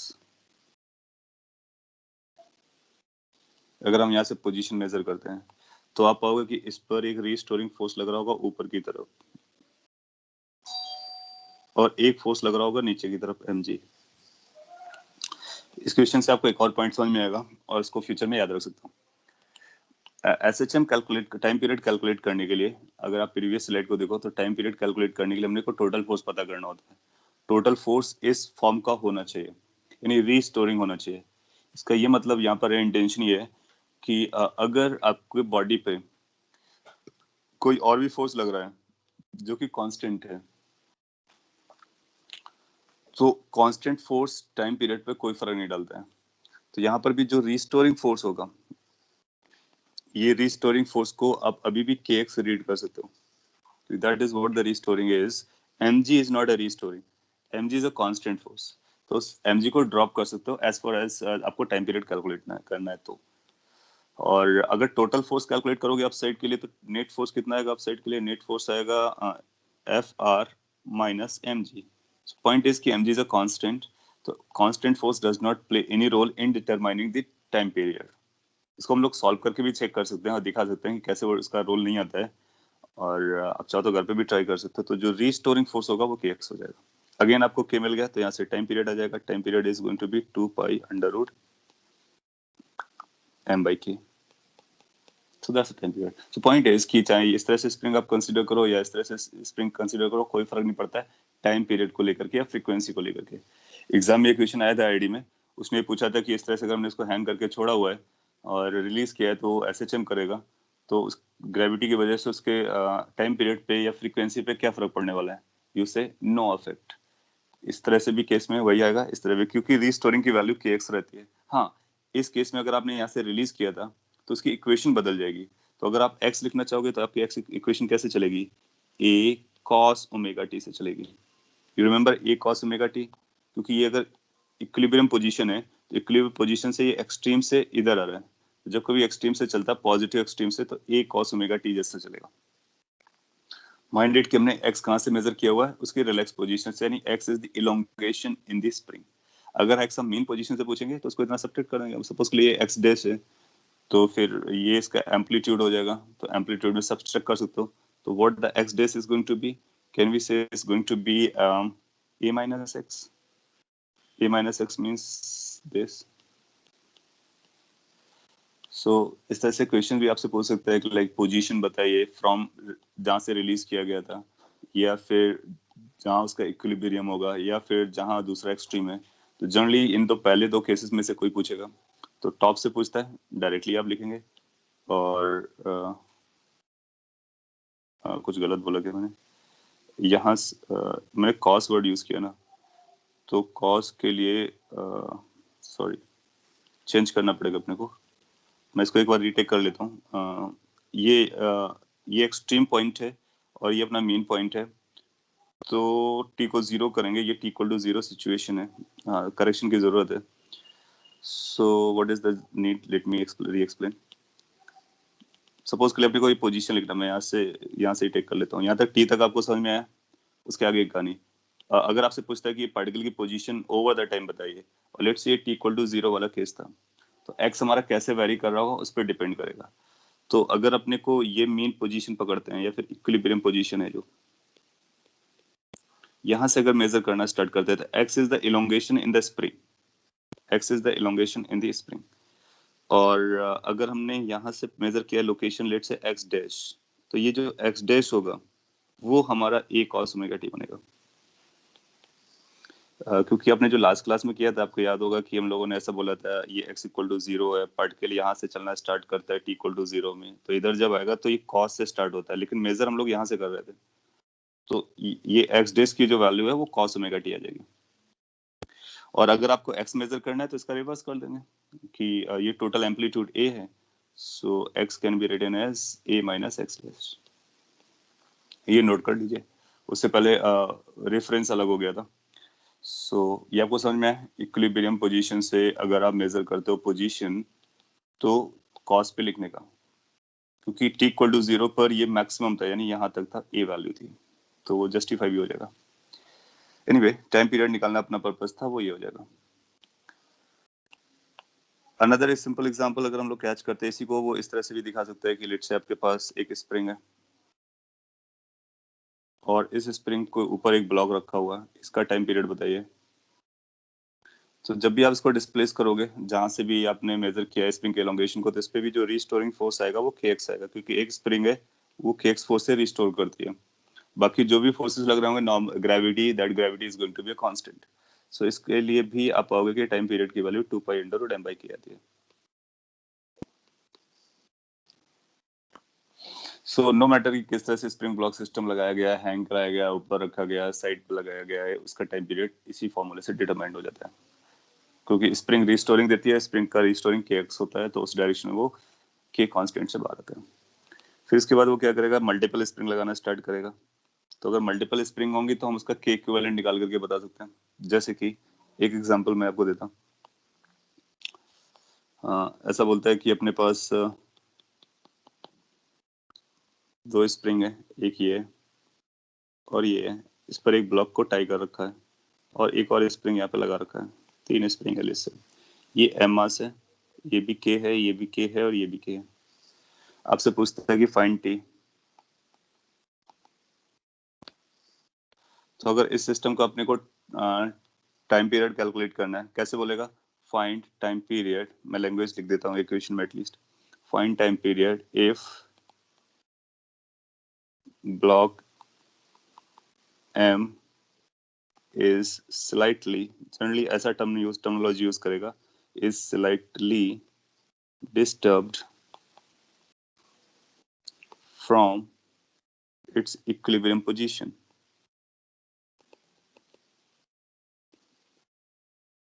सो पहले ये ब्लॉक अपने इक्विलिब्रियम पोजीशन पे पहुंच गया होगा, उसके बाद आप उसको स्लाइटली डिस्टर्ब करते हो।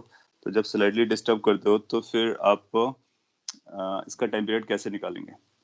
सो हम आप चाहो तो इसका इक्विलिब्रियम वाला कॉन्सेप्ट जो आप बोल रहे हो वो लगा सकते हो। तो अगर आप इक्विलिब्रियम का एक इक्विवेलेंट के कैलकुलेट करना जानते हैं तो उसको भी यूज कर सकते हो, या फिर बेसिक मेथड से भी जा सकते हो। तो इसके लिए हम लिख सकते हैं 2 pi under root m by k equivalent. और अदरवाइज आप ऐसा बोलो कि इसको अगर हमने बीडी बनाने वाला, इसको अगर हमने स्लाइटली शिफ्ट कर दिया, लेट से स्लाइटली डाउन साइड शिफ्ट किया है इसकी इक्विलिब्रियम पोजीशन से, तो अगर हमने इसको x इलोंगेशन दिया है ऐसा डाउन साइड की तरफ, तो रिस्टोरिंग फोर्सेस कैसे लगेंगे। पहला वाला स्प्रिंग लगाएगा ऊपर की तरफ kx, दूसरा वाला लगाएगा ऊपर की तरफ kx, थर्ड वाला लगाएगा ऊपर की तरफ kx। So total restoring force कितना हो जाएगा, 3kx। तो k इक्विवेलेंट कितना हो गया, 3k। तो आंसर कितना हो गया, t is equal to 2 pi under root m by 3k।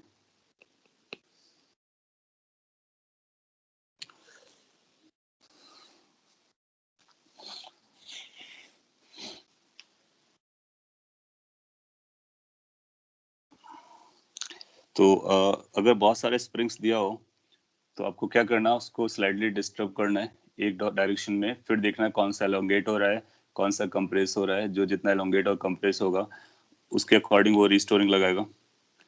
और अगर उसका इनिशियल कुछ रहा होगा तो वो कांस्टेंट वैल्यूज होंगी। Constant forces does not make any effect on the calculation of time period, hence आपको रिस्टोरिंग केवल वॉच करना होगा, आप वहां से अपना आंसर निकाल सकते हो। तो कई बार वो सीरीज पैरेलल कॉम्बिनेशन स्प्रिंग का हम लोग देखते हैं, उसके बेसिस पे के इक्विवेलेंट निकाल लेते हैं। तो मैं आपको बता देता हूँ सीरीज पैरेलल कॉम्बिनेशन क्या होता है। आई डोंट रिमेम्बर, अगर आप लोग याद रखते हो तो आप बता सकते हो कि क्या हम लोगों ने सीरीज पैरेलल कभी पढ़ा है, और अगर उस समय नहीं पढ़ा है तो मैं अभी डिटेल में भी बता सकता हूँ आपको। तो कॉम्बिनेशन ऑफ स्प्रिंग ऐसे शॉर्ट में डाल लेते हैं, कॉम्बिनेशन ऑफ स्प्रिंग्स।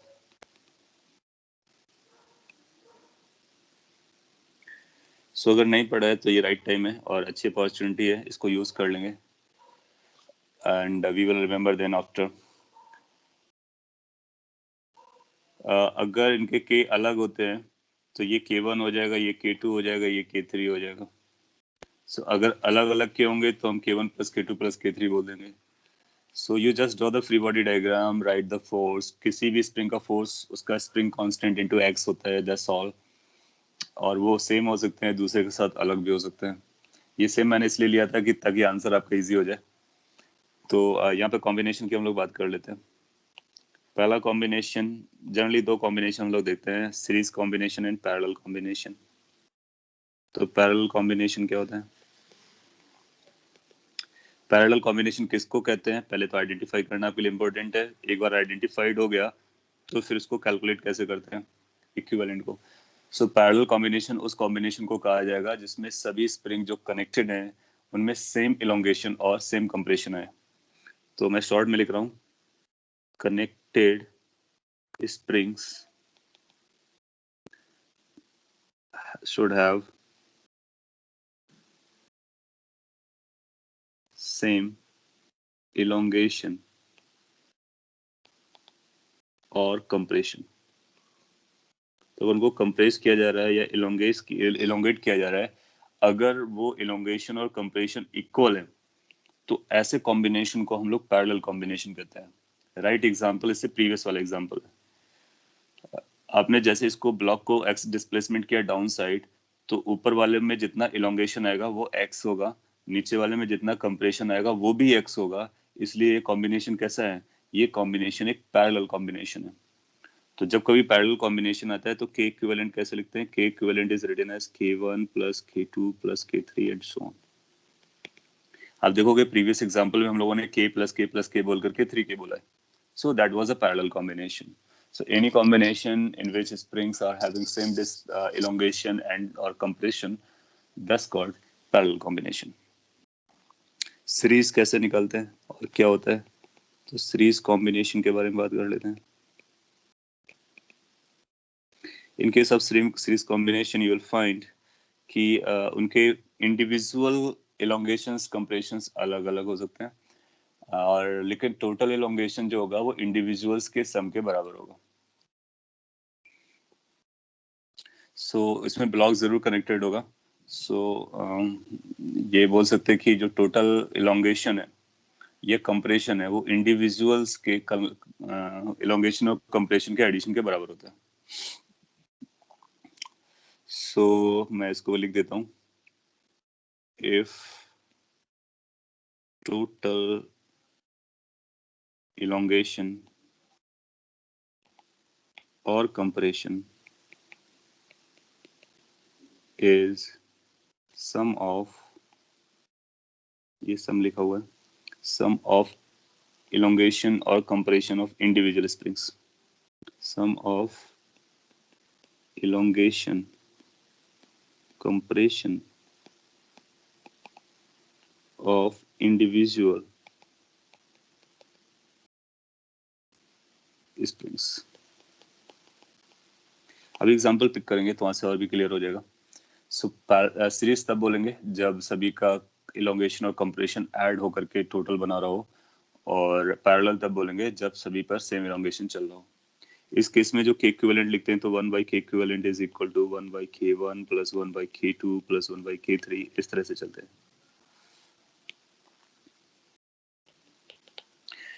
और आपके पास एक ब्रॉड मेथड तो है, आप फ्री बॉडी डायग्राम बनाओ, टोटल फोर्सेस लिखो, तो फिर आपको ये सब याद रखने की कोई जरूरत नहीं है। वहां से आपको रिस्टोरिंग फोर्स मिलेगा, एक बार रिस्टोरिंग फोर्स मिलता है आप अपना आंसर दे जाओगे। फिर आपने लिखा but if we only have two springs on one side then in parallel. हाँ, वो दो एक साइड पर हो या फिर अपोजिट साइड पर हो।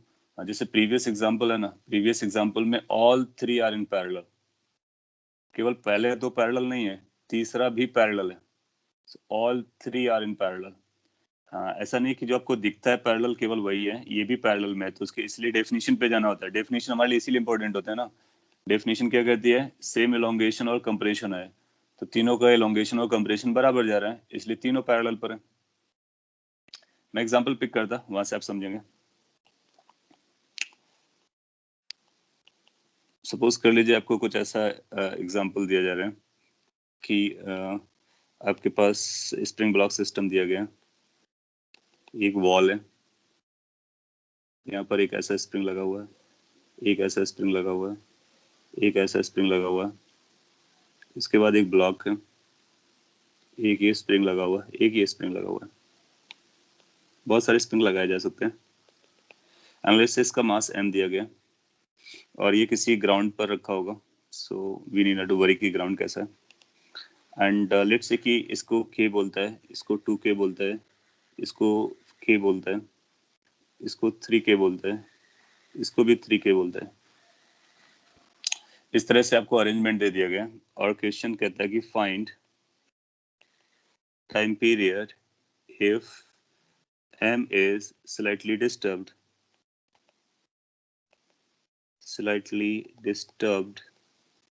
in the horizontal direction in x direction। अगर इसको थोड़ा सा इधर या थोड़ा सा इधर कर देते हो तो आप पाओगे कि SHM करना स्टार्ट कर देगा। SHM स्टार्ट कर देगा तो इसका टाइम पीरियड कितना होगा वो अपने को पता करना है। सो अपने को टाइम पीरियड निकालने के लिए k इक्विवेलेंट निकालना होगा, अपना आंसर हो जाएगा। k इक्विवेलेंट का मतलब होता है कि ये सारी स्प्रिंग्स को आप एक सिंगल स्प्रिंग से कनेक्ट रिप्लेस कर सकते हो, ये आपका k इक्विवेलेंट हो जाएगा। So this will become the equivalent figure of this. That's the purpose. So बहुत सारी स्प्रिंग्स को हटा करके आप सिंगल स्प्रिंग लगाते हो, that's what is the equivalent. So अपने को पहले ये आइडेंटिफाई करना बहुत जरूरी है कि इसमें कौन सी स्प्रिंग किस कॉम्बिनेशंस में चल रहे हैं। क्या वो सब सीरीज में है, क्या वो सब पैरेलल में है, क्या वो सीरीज और पैरेलल में है, उसको हमको देखना होता है। So आप ऐसे इमेजिन करो कि अगर आपने इसको इसकी मेन पोजीशन से x अमाउंट डिस्प्लेसमेंट किया तो ये जो x है वो किस तरह से डिस्ट्रीब्यूटेड हुआ है। तो क्या 3k वाले में x कंप्रेशन आया होगा, इस पे भी x कंप्रेशन आया होगा, इस पे भी x आया होगा, इस पे x आया होगा, इस पे x। लेफ्ट हैंड साइड में जो आएगा वो इलोंगेशन होगा, राइट हैंड साइड में जो आएगा वो कंप्रेशन होगा, लेकिन वो बराबर होगा। तो सिंस ये बराबर है इसका मतलब ये कॉम्बिनेशन कौन सा कॉम्बिनेशन है, ये कॉम्बिनेशन पैरेलल कॉम्बिनेशन है। सो this is a parallel combination, parallel combination है। सिंस ये पैरेलल कॉम्बिनेशन है that means k equivalent k1 plus k2 से आ जाएगा, k1 plus k2 plus k3 and so on करना पड़ेगा, सभी को ऐड कर लीजिए। सो k k 2k plus 2k 4k और 6k 10k हो जाएगा। 10k is your answer. एक बार ये पता चल गया तो टाइम पीरियड कितना हो गया, time period of oscillation is 2 pi under root m by k m by 10k। That's done. अगर आपसे फ्रीक्वेंसी पूछता है इसको रेसिप्रोकेट कर दीजिए, रेसिप्रोकल बना दीजिए इसका। और अगर आपसे एंगुलर फ्रीक्वेंसी पूछता है तो उसको भी बता सकता हूँ। एक सीरीज का एग्जांपल ले लेते हैं, फिर एक सीरीज पैरेलल का एग्जांपल ले लेंगे, सारा काम हो जाएगा।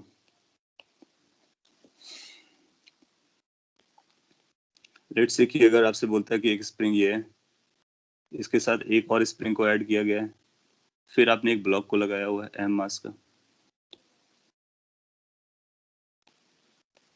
और ये बोलता है कि हमारे पास k है और ये लेट्स से हमारे पास कोई और नंबर देते हैं 2k है और ये ब्लॉक दिया गया। क्वेश्चन अभी भी वही है, find t if m is slightly displaced। Slightly इसलिए बोलते हैं कि ज्यादा डिस्प्लेस नहीं करेंगे सो दैट स्प्रिंग ब्रेक ना हो जाए। स्लाइटली डिस्प्लेस्ड इन एक्स डायरेक्शन, और केवल डिस्प्लेस भी लिखेगा तब भी चलेगा। सो यहाँ पर क्या करना है, कैसे समझना है, आप सीरीज पैरेलल समझ पाएंगे तब भी आप अपना आंसर दे देंगे। आप ब्लॉक को थोड़ा सा डिस्प्लेस करो एक्स अमाउंट से, तो क्या स्प्रिंग इसमें भी एक्स आएगा और इस पे भी एक्स आएगा, क्या दोनों में एक्स आने वाला है? आप बोलोगे नहीं, दोनों पे एक्स नहीं आने वाला है। और अगर इसमें हमारा x1 इलोंगेशन आता है, इस पे x2 आता है, तो आप पाओगे कि x1 plus x2 is equal to x। कि इसमें अगर थोड़ा सा ग्रोथ आया, इस पे भी थोड़ा सा ग्रोथ आया, तो दोनों के ग्रोथ को मिलाकर के टोटल ग्रोथ बनेगा या टोटल डिस्प्लेसमेंट बनेगा। और as per the definition, go by the definition. Definition क्या होता है, जब कभी टोटल इलोंगेशन इंडिविजुअल इलोंगेशंस के सम के बराबर होता है तो उसको हम सीरीज कॉम्बिनेशन कहते हैं। सो डेफिनेशन को आपको फॉलो करना चाहिए, तो उससे आपको पता चलेगा कि ये सीरीज कॉम्बिनेशन है। अगर ये सीरीज कॉम्बिनेशन है तो आपको k कैसे पता करना होगा, k equivalent 1 by k equivalent is equal to 1 by k1 plus 1 by k2। Now that's 1 by k, that's 1 by 2k। इसको आप सिंपलीफाई कर सकते हो, so that become 3 upon 2k। So how much the k equivalent is, k equivalent is 2k by 3। इसका मतलब आप चाहो तो इन दोनों स्प्रिंग को रिप्लेस कर सकते हो एक सिंगल स्प्रिंग से। That means you can have this spring and this block, that's all. This is your K equivalent. So any complicated network can always be replaced by a simple network, simple spring block system, by identifying series and parallel combination and replacing all K's by K equivalent. So how much the time period is going to be? T is equal to 2 pi under root m by k. M by k. K आपको पता चल गया, K का मतलब K equivalent. तो which is 2k by 3. So final answer is 2 pi under root 3m by 2k. That's answer. 3m by 2k, 3m by 2k आपने बताया, सही बताया. So this is how you can identify series parallel combinations. And अगर दोनों का होगा तो फिर दोनों को मिलकर के हम बता देते हैं. जैसे एक और क्वेश्चन मैं आपको देता हूँ और उसके बाद फिर और वैराइटीज पे जाएंगे. तो स्प्रिंग का केस हो जाएगा एटलीस्ट बेसिक लेवल पे. सपोज कर लीजिए आपको ऐसा बोलता है कि आपके पास एक स्प्रिंग ये है, एक स्प्रिंग ये है और एक ब्लॉक है, मास m का है, एक स्प्रिंग ये है और उसके बाद एक और स्प्रिंग आपने कनेक्ट कर रखी है. पिक्चर थोड़ी सी रफ है, चलेगा, आपको समझने से मतलब है. लेट्स से ऐसा बोलता है कि अपने पास k है, ये 2k है, ये 3k है, ये 6k है और आपसे पूछता है find t if slightly displaced. तो अगर इस पार्टिकल को छोटा थोड़ा भी डिस्प्लेस कर दोगे इधर x से तो फिर आप पाओगे ये SHM करेगा और उस SHM का टाइम पीरियड अपने को चाहिए. सो ट्राई कर सकते हो.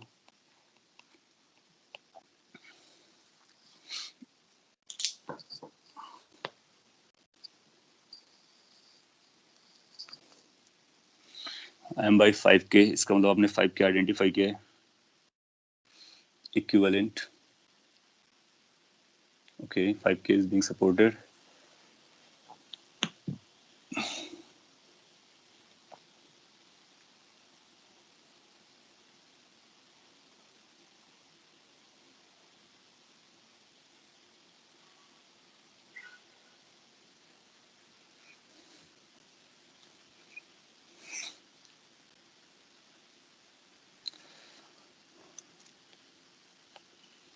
ओके, सो आप आइडेंटिफाई करो कि अगर आपने ये इन दो स्प्रिंग्स को एक साथ देखते हो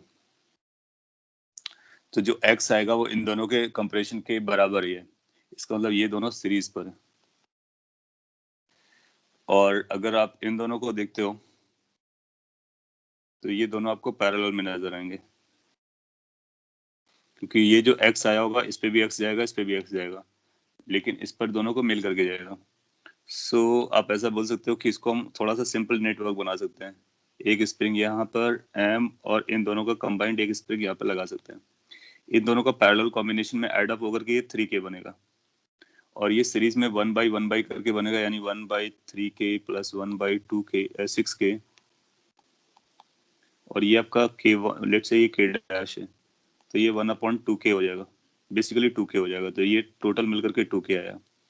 तो इसको हम यहाँ पर सिंप्लीफाई कर सकते हैं. इसके बाद आप रियलाइज करो कि ये दोनों किस किस कॉम्बिनेशन में जा रहे हैं.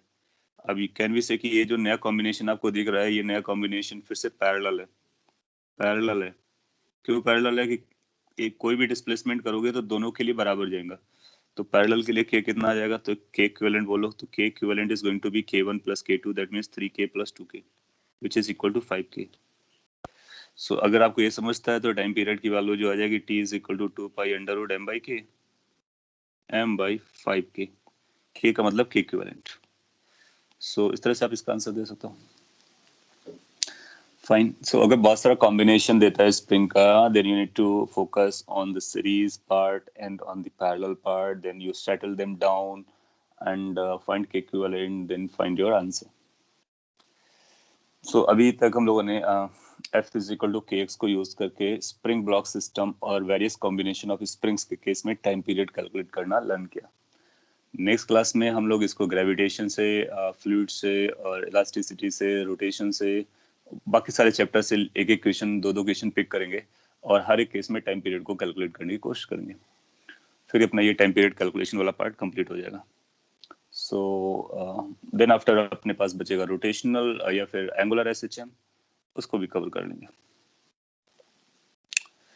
सो कोई डाउट रहा हो फाइनली आप पूछ सकते हो, आपका टाइम भी हो गया है, उसके बाद हम लोग वाइंड अप करने वाले हैं। आपने लिखा है ऐसा रजिस्टर्स के कॉम्बिनेशंस जिस जैसे कॉम्प्लेक्स कॉम्बिनेशन में ये आ सकता है। नहीं, उतना कॉम्प्लेक्स नहीं आता है, उसका पर्पस ये होता है कि आप रीस्टोरिंग फोर्स आइडेंटिफाई कर पाते हो या नहीं। सो अगर आप इक्विवेलेंट नहीं भी निकालना पसंद करते हो ना, तो आपको फ्री बॉडी डायग्राम आता है, आप उसको थोड़ा सा डिस्प्लेसमेंट दो ब्लॉक को, टोटल फोर्सेस को रिकैलकुलेट करो, और वो अगर रीस्टोरिंग डायरेक्शन में आता है तो उसको जैसे आप कैलकुलेट करोगे तो वहां से इक्विवेलेंट पता चल जाएगा। ये सीरीज पैरेलल मैंने इसलिए भी बता दिया कि कई बार क्या होता है कि ऑब्वियस फिगर देता है, जैसे ये ऑब्वियस फिगर्स है तो वहां पर हम जल्दी आंसर कर लेंगे, वरना इसी क्वेश्चन को हम लोग कैसे पता कर सकते हैं, यहाँ पर एफबीडी बनाएंगे, एक स्प्रिंग, दूसरे स्प्रिंग, तीसरे स्प्रिंग का फोर्स निकालेंगे, तीनों को एडअप कर देंगे, आप देखोगे कि यही आंसर आ जाएगा।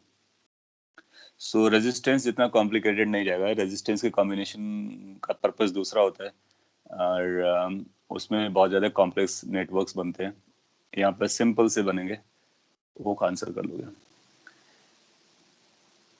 याद रखने के लिए, हाँ याद रखने के लिए आपको फिर वो समझना होगा, रेजिस्टेंस में हम लोग सीरीज में R1 plus R2 plus R3 करते हैं, यहाँ पर सीरीज में ऐसा चलता है, तो फॉर्मेट इज रिवर्स है, जो रजिस्टर का होता है, आगे आप पढ़ोगे कैपेसिटर का जो होता है एग्जैक्टली ऐसा ही होता है जैसा स्प्रिंग्स का हम लोग यूज करते हैं।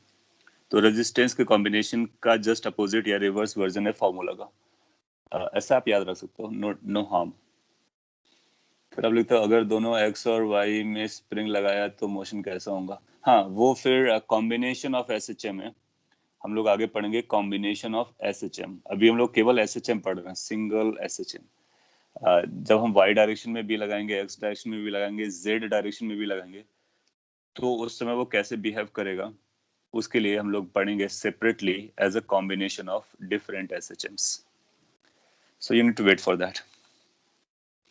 Okay, anything else you want to ask? Otherwise, it's done for the day.